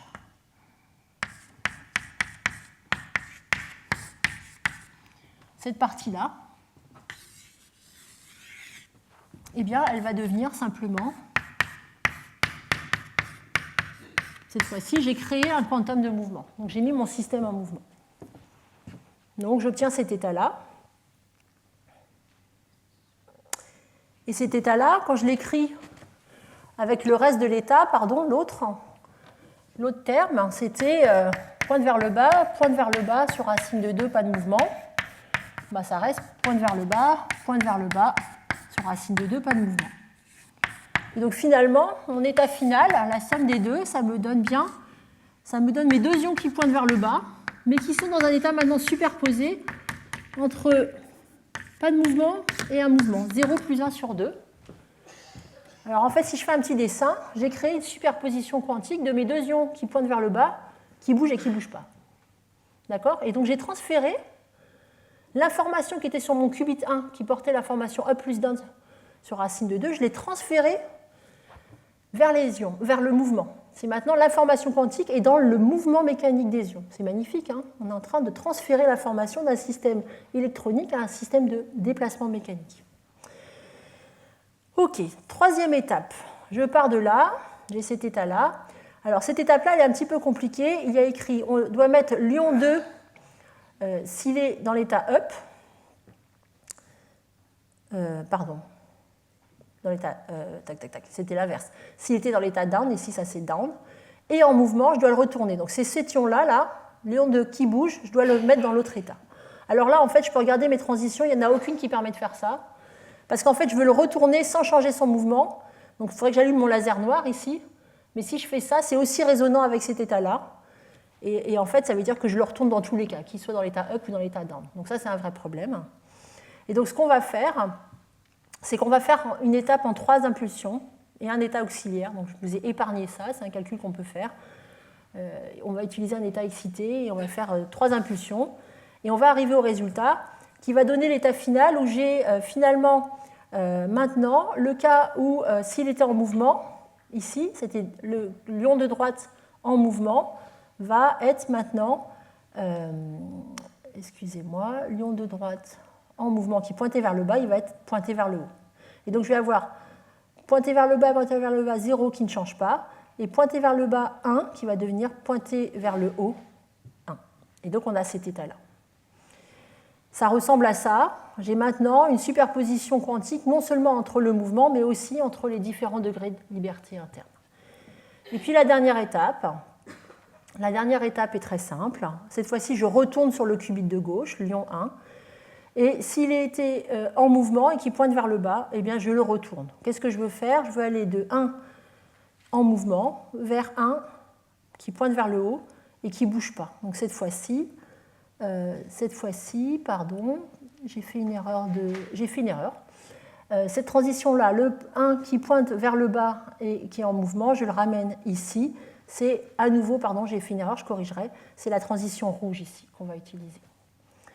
Et une fois qu'on fait ça, eh bien, en fait, si on regarde la transformation ici à partir de cet état-là et qu'on fait le calcul, eh bien, on arrive à cette situation où on a enlevé le mouvement, on l'a repris, le mouvement mécanique, mais cette fois-ci, on a une superposition entre down-down plus up-up. Donc, on a créé un état de Bell entre mes deux ions piégés. Vous voyez que j'ai fait une porte pour intriquer les deux ions, quelle que soit la distance qui les sépare. Voilà, alors vous avez ici un exemple de porte logique. C'est plus celle qui est utilisée actuellement. Il y a des nouvelles portes qui ont été créées depuis, qui sont plus compliquées à raconter. Donc je continue à vous raconter celle-là parce que l'autre, elles sont plus compliquées que celle-là. Alors l'architecture finale des ions piégés, des ordinateurs à base d'ions piégés, il faut piéger les ions sous une chaîne comme cela. Et puis on a ces lasers bleus, rouges, qui permettent d'intriquer les ions par des séquences d'impulsions comme cela, qui permettent de faire des intrications entre n'importe quel ion et n'importe quel autre. Regardons maintenant ce qui se passe pour les ordinateurs neutres. Les ordinateurs neutres qui sont piégés par des pinces optiques dans des réseaux, cette fois-ci, on n'a pas ce mouvement mécanique qui va être utilisé pour faire des portes. On va utiliser les états de Rydberg que j'ai décrits avant, dans lesquels l'électron va explorer en fait une distance très loin du noyau et va créer en fait une modification de l'énergie de l'atome voisin. Alors, je vais vous montrer ici un diagramme qui a été publié dans cette revue, où on montre qu'en fait, une fois qu'un atome, un des deux atomes ici, par exemple l'atome de gauche, est placé dans l'état de Rydberg, l'électron, dans cet état-là, explore très loin du noyau, et ainsi, en fait, va changer l'énergie effective des atomes qui sont autour de lui. Et à partir de ça, on va pouvoir faire une porte C-note, une porte CZ que je vais vous montrer maintenant. Alors, je reviens un slide en arrière. Je vais coder l'information entre deux états horloge en bas, ici, et je vais utiliser les états de Rydberg ici excités pour faire la porte logique. Alors, petit schéma, on se rappelle qu'une porte CZ, on l'avait vu la semaine dernière, c'est une porte qui, sur 3 états, ne fait rien, et sur le dernier, va changer de signe. Alors, on regarde la séquence. Donc, on va, ici, les 2 états du bas, en vert et en bleu, c'est les 2 états de mon qubit. Et j'allume un laser, je vais faire une séquence de 3 impulsions. Un laser vert qui va de cet état-là à gauche sur l'atome de gauche, entre l'état vert, le qubit 1, et l'état de Rydberg. Ensuite, on va aller sur l'atome d'à côté et on va faire un pulse 2π, donc on monte et on redescend à la même fréquence. Et enfin, on refait un pulse π pour ramener de l'état du haut vers l'état du bas l'atome de gauche. Alors, vous voyez, le premier cas, quand mes 2 atomes sont dans l'état 0,0, il ne se passe rien parce que mes lasers sont tous complètement désaccordés des transitions qui m'intéressent. Donc, on ne fait rien à tous les systèmes, à l'état. 0,0 devient 0,0. Maintenant, si l'atome de gauche est toujours dans l'état 0, mais l'atome de droite est dans l'état 1, que se passe-t-il? L'atome de gauche, on ne lui fait rien avec notre laser, il ne se passe rien. Par contre, l'atome de droite, il est dans l'état où je vais pouvoir l'emmener vers l'état de Rydberg et revenir. Mais quand je fais un aller-retour, je fais un pulse 2π. En fait, ce que je fais, c'est que je vais créer un changement de signe. Je vais faire un signe moins ici. Et puis la dernière étape, ma dernière séquence, il ne se passe rien parce que je n'avais pas emmené mon atome en haut, donc il ne revient pas en bas, il ne se passe rien. Donc le résultat net, c'est que j'ai changé de signe de mon qubit. 0,1 devient moins 0,1. Troisième état, l'état 1,0. Cette fois, c'est l'état de gauche qui est dans l'état 1, l'état de droite qui est dans l'état 0. Ah, cette fois-ci, mon premier pulse va fonctionner. Il va amener mon atome de gauche dans l'état de Rydberg. En amenant l'atome de gauche dans l'état de Rydberg, je modifie l'énergie de l'atome de droite, ici. Donc c'est pour ça que d'un seul coup, je ne suis plus là résonnant, mais je suis décalé. Ce qui fait que mon pulse 2π ici sur l'atome de droite ne fait rien. Et puis, le troisième pulse me ramène vers le bas. Donc en fait, à droite, il ne s'est rien passé parce que j'ai désaccordé la résonance, donc mon atome n'a rien vu. Par contre, l'atome de gauche, je l'ai emmené en haut et je suis revenu, donc j'ai fait un pulse 2π effectif, ça fait un signe moins aussi. Dernier cas, mes 2 atomes sont dans l'état 1,1. L'atome de droite, toujours passe dans l'état de Rydberg. Du coup, désaccorde la transition pour l'atome de droite qui va, encore une fois, ne rien subir. La fréquence est désaccordée. Et finalement, l'atome de gauche, je le ramène du haut vers le bas. Donc j'aurais fait au total un pulse 2π sur l'atome de gauche qui me fait un signe moins là. Alors vous voyez que la matrice que je vous décris là, en fait, c'est moins 1 fois la matrice de la porte CZ que je vous ai présentée. En fait, on change de signe tout le temps, sauf pour un état. Donc c'est la même porte, simplement avec un signe moins. Donc vous voyez comment on peut ici faire une porte entre 2 atomes de Rydberg qui sont distants de quelques microns en utilisant ce blocage de Rydberg. J'en suis arrivée au bout. Nous avons tous les ingrédients pour faire nos ordinateurs quantiques. Et dans les 10 minutes qui restent, je vais essayer de vous montrer des applications, des premières réalisations. Un dernier mot quand même. Est-ce qu'il n'y a pas de décohérence dans ce système? Eh bien, si les atomes étaient parfaitement isolés dans le vide, sans environnement, ils seraient insensibles à tout ce qui se passe autour. Mais en réalité, forcément, comme tout système physique avec des charges, des électrons, ils sont sensibles au champ magnétique. Donc c'est pour ça qu'on a pris des qubits hyper fins, pour que ce soit une transition horloge. Mais on a quand même une dépendance en champ magnétique qui, si votre champ magnétique est fluctuant, va modifier les niveaux d'énergie. Vous avez aussi des fluctuations dans les pièges optiques. Les atomes sont piégés dans les pièges optiques, ont quand même une température non nulle, et donc ils vont se déplacer un petit peu dans un piège qui est basé sur la lumière. Et la lumière déplace les niveaux d'énergie aussi. Donc vous avez un petit peu de déphasage qui vient de cet effet Stark optique. Dans les atomes de Rydberg, c'est pour ça qu'on les utilise plutôt pour encoder l'information dans l'état du bas que dans l'état du haut, le temps de vie excité a un temps de vie pas très long, et donc vous avez un temps de vie fini, donc décohérence par perte de qubits. Et dans les états de Rydberg également, sur les états excités, vous avez une très forte sensibilité au champ électrique, donc de la même façon, il faut ne pas y rester trop longtemps pour ne pas être trop sensible à du champ électrique fluctuant non contrôlé. Voilà. Et vous avez bien sûr, pour tous les systèmes optiques, vous avez le bruit de laser qui à la fin sera la limite ultime de votre contrôle des portes logiques, etc. Ça c'est vrai pour tous les qubits. Alors, dans les 10 dernières minutes, je vais essayer de vous montrer un petit peu les réalisations récentes à partir de tous ces ingrédients que nous avons mis ensemble. Et je vais commencer par le calcul analogique. la simulation quantique qui est réalisée en mettant ces atomes dans des réseaux avec des pinces optiques comme je vous ai montré. Typiquement, avec ce genre de système, il va être possible de simuler ce qu'on appelle des problèmes de Ising. Alors en physique, des problèmes de Ising, c'est des systèmes où on a mis des particules qui portent des spins, un spin and miss, spin up ou spin down, et sur une structure de réseau. Ça peut être par exemple, il faut imaginer de la matière, où les atomes sont bien organisés les uns les autres, et les spins vont interagir les uns avec les autres. Quand vous avez un grand nombre de spins comme ça qui interagissent ensemble, c'est un système très très difficile à calculer d'un point de vue, à modéliser de manière classique. Et l'hamiltonien équivalent donné pour ces simulateurs est celui-là. Vous avez un terme qui est en sigma x et des termes qui viennent ici, n, qui disent le nombre de particules que vous avez dans l'état de Rydberg. Alors, comment est-ce que ça marche?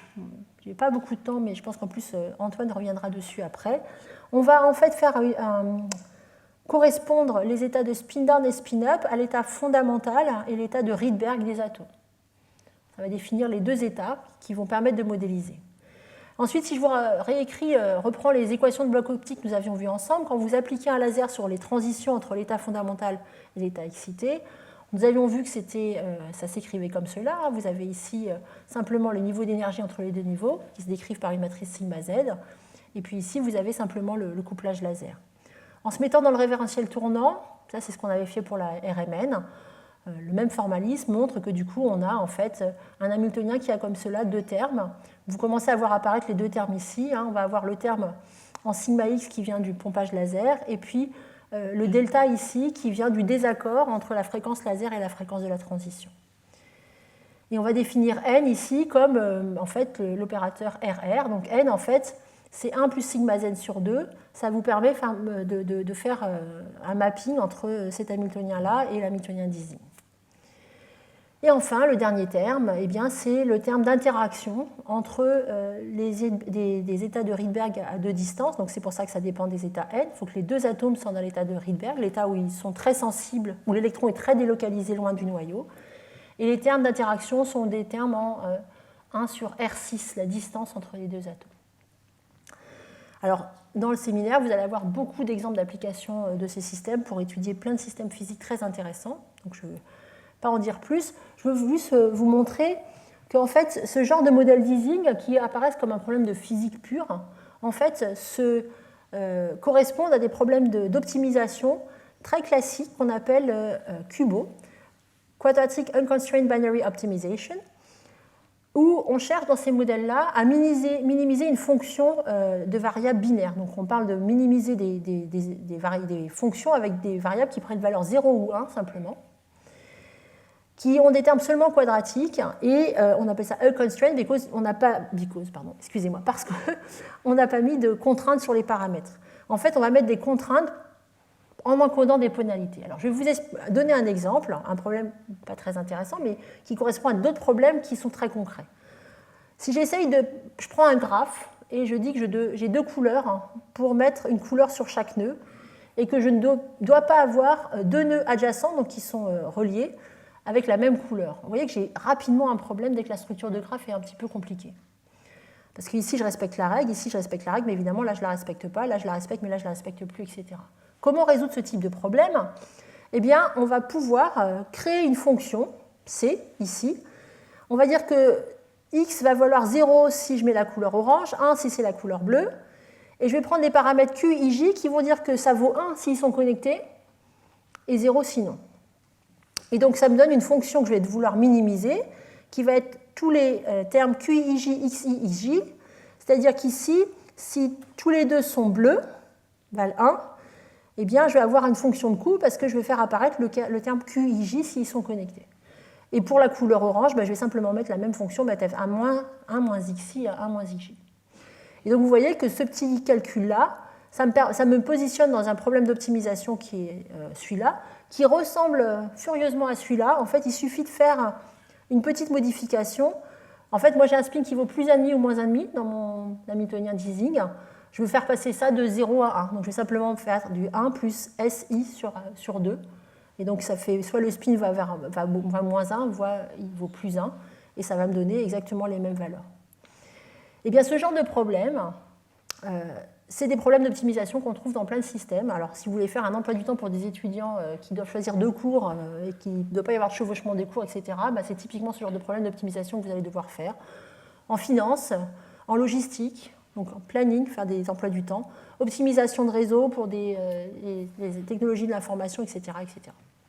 Donc pour ça, pour montrer qu'au-delà des problèmes physiques qu'on peut modéliser avec ces systèmes, on peut aussi faire correspondre un problème très concret d'industrie, d'application à une simulation quantique. Dans les ordinateurs quantiques à base d'atomes, il y a énormément d'efforts également pour faire des portes logiques qui ont été démontrés notamment dans la start-up Quera et dans le groupe du professeur Looking aux États-Unis. Je vous montre ici une publication d'il y a 3 ans où ils font des portes CZ comme je vous ai montré. Il faut pour cela approcher les atomes l'un de l'autre, et donc ça pose une limitation parce qu'il faut que les atomes soient près. Donc en fait, on a l'impression qu'on peut faire des portes que entre plus proches voisins, ce qui pose des problèmes pour faire des calculs universels ou d'avoir une flexibilité dans le calcul.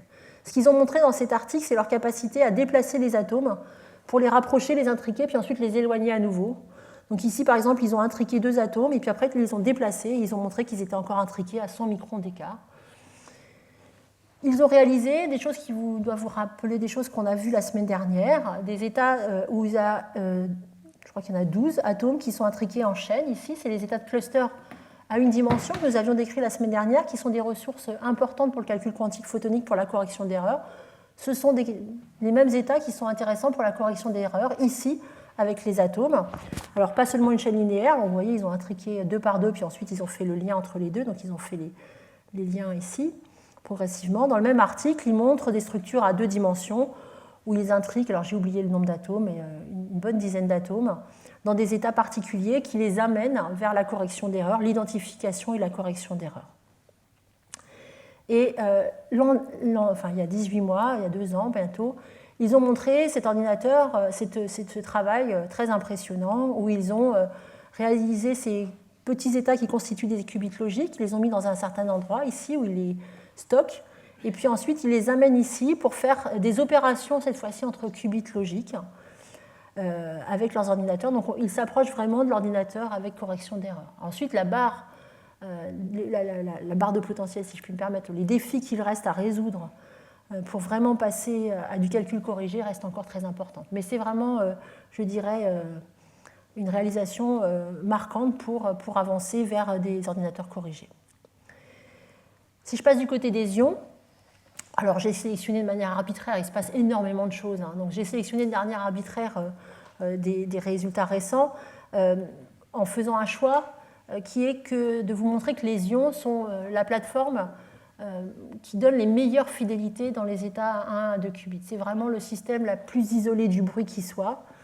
Vous voyez ici un article de l'an dernier où il montre des erreurs à 1 qubit de l'ordre de 10-7. Voilà, ils mettent les autres systèmes sur la même échelle. Vous voyez qu'ils n'ont pas mis tout le monde d'ailleurs, et ils ont des ordres de grandeur d'avance sur ça. Alors on rentre dans le domaine de la métrologie ici, et ils sont capables ici d'estimer la part de chaque phénomène à l'erreur qu'il reste. Vous voyez, c'est vraiment très impressionnant. Autre résultat que j'ai trouvé intéressant, tous les calculs que je vous ai montrés, on a tendance à mettre les ions dans l'état fondamental pour faire les portes logiques, puisqu'on utilise le mouvement pour intriquer. Ils ont montré dans cet article qu'il y a une astuce qui a été trouvée pour faire des portes logiques sans complètement refroidir le système. C'est-à-dire on ne l'empêche pas de bouger complètement. Ici, vous voyez les portes logiques à 2 qubits avec un nombre moyen de quantum d'énergie qui est de 4, 6, 8, etc. C'est-à-dire qu'il peut limiter les étapes de refroidissement qui ralentissent le fonctionnement des processeurs, parce que ça prend du temps d'emmener les ions dans l'état fondamental, et ils ont tendance à se réchauffer en plus assez rapidement. Donc il faut les ramener dans l'état fondamental régulièrement. Dernière réalisation très impressionnante ici, cette fois-ci de la société Quantinuum. Alors, c'est un ordinateur quantique à base d'ions où ils ont résolu un problème très important des ions, qui est le fait que pour passer à un grand nombre d'ions, ils ont une difficulté. Alors, excusez-moi, je vais revenir en arrière un instant, j'aurais voulu le remettre là, puis j'ai oublié.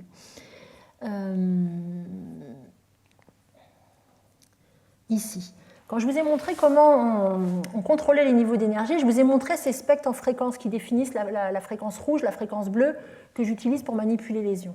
Et je vous ai montré ici, ça c'est tous les modes d'excitation mécanique d'une chaîne avec 3 ions. Vous imaginez que si je mets 50 ions, je vais avoir un nombre de mouvements possibles et un nombre de fréquences de résonance qui devient gigantesque. Et ce qui se passe, c'est qu'en fait on remplit l'espace des fréquences avec toutes ces transitions, et on n'est plus très précis. Quand on excite une fréquence, on va en fait exciter aussi un autre mouvement. Et donc il y a une difficulté pour passer à l'échelle, c'est ce remplissage de l'espace des phases des fréquences, si vous voulez, qui empêche de passer à l'échelle. Et comment, dans cette publication récente, la société Quantinuum a résolu ce problème, avec une certaine solution qui est très jolie, qui est ici. Eh bien, en fait, ils définissent maintenant 3 zones pour leur ordinateur. Ils vont stocker les ions ici dans un anneau, et ils vont les emmener ici sur un piège linéaire, ils vont les déplacer, et c'est là qu'ils vont faire les portes logiques. Donc ils n'auront jamais un grand nombre d'ions dans la zone où ils vont faire les portes logiques, et quand ils les auront mis dans des états intriqués, eh bien, ils les remettront dans le stockage, ou ils les mettront ici pour continuer à faire les portes logiques avec les autres ions. Et donc c'est ça qu'ils ont fait. Vous voyez ici qu'ils font des portes à 1 qubit, à 2 qubits, etc., etc., en déplaçant les ions. C'est très joli, on voit ces espèces de petites billes là, qui circulent, et puis ils amènent ici les ions dans la zone qui les intéresse pour intriquer. Alors c'est très beau, ça marche. Il y a un coût important, c'est le temps de transport. Pour emmener les petits ions d'un point à l'autre, il faut des millisecondes, des dizaines de millisecondes. Donc, vous voyez le temps de transport, quand vous voulez faire une couche, one layer, c'est-à-dire déplacer les ions, faire de l'intrication et ensuite faire le calcul, eh bien, transporter, refroidir et faire le calcul, vous voyez que vous avez un temps cumulé qui devient très important. Et donc, quand on regarde le temps que ça prend pour chaque couche, en fonction du nombre de qubits, en fait, il faut amener les qubits vers la sortie pour les emmener dans la porte de sortie, etc. Vous voyez que vous avez ce temps de manipulation qui croît. Et donc, cette réalisation est extrêmement impressionnante et vraiment une première mondiale qui résout ce problème du fait qu'on peut augmenter le nombre d'ions à un coût très important qui est le temps de mesure, qui fait qu'en pratique, ils ne peuvent pas faire des calculs avec un très grand nombre d'ions parce que ça prend beaucoup de temps pour le faire. Et nous avions vu ensemble que l'horloge, c'est un paramètre clé pour avoir une réponse parce que vous devez faire cette étape un grand nombre de fois pour avoir une mesure statistique de votre système à la fin. Pour conclure, nous verrons, donc je m'arrête là sur les ordinateurs. En fait, je vais faire une connexion avec les 2 prochains cours. La semaine prochaine, nous étudierons le rôle des vibrations dans les technologies quantiques. Et j'estime qu'aujourd'hui, je vous ai fait une belle démonstration avec les vibrations que ce ne sont pas simplement une source de décohérence. Alors nous allons voir la semaine prochaine que la vibration peut constituer une décohérence pour les systèmes, mais peut également devenir une ressource. Aujourd'hui, nous avons vu que les vibrations des ions dans un ordinateur à base d'ions, c'est vraiment ce qui permet d'emmener l'intrication, de médier l'intrication. Et on va maintenant vers des systèmes macroscopiques, qu'on appelle des systèmes optomécaniques, qui permettent de réaliser le même genre d'expérience. Ça sera la semaine prochaine. Et la semaine d'après, eh bien, nous allons en fait adresser un petit peu le domaine des réseaux quantiques, mais avec un prisme qui vient justement de ce constat que pour les ordinateurs quantiques à base d'ions, mais en fait tous les autres aussi, la taille du système va être limitée par des considérations très pratiques comme celles que je viens de vous montrer aujourd'hui, et que pour passer à l'échelle, on va en fait prendre plusieurs processeurs et les connecter avec des photons, et on va intriquer le processeur avec un photon qui ira vers un autre processeur. Et donc c'est la deuxième approche qui est explorée pour passer à l'échelle sur les ordinateurs quantiques à base d'ions. Et notre invité dans 2 semaines, le professeur Tracy Northrop, a démontré ces interfaces entre un ion et les photons pour faire ces expériences, pour passer cette étape pour les ordinateurs à base d'ions. Et la semaine prochaine, nous aurons le séminaire du professeur Marcus Aspelmayer, qui est un leader du domaine de contrôler ces systèmes mécaniques dans le domaine quantique. Voilà, je vous remercie pour votre attention et surtout, vous avez, je dirais, la deuxième partie de l'histoire avec le séminaire du professeur Antoine Brouez sur la simulation quantique ensuite. Merci.